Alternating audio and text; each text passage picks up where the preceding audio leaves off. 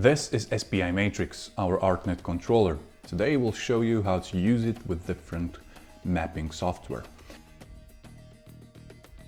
First thing you have to do, you have to set out your DMX output. So you'll go to Preferences and there you will select ArtNet.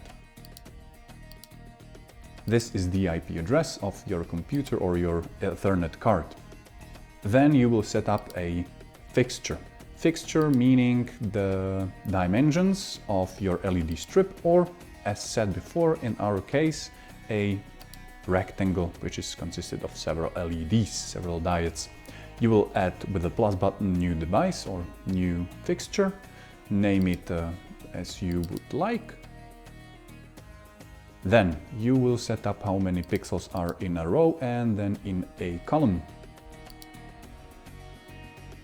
This is the direction of the signal and you will select the color order.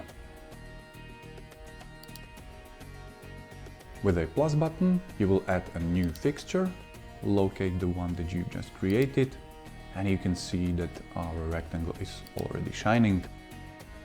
Put down the brightness a little bit and repeat the process so that you will map the whole rectangle.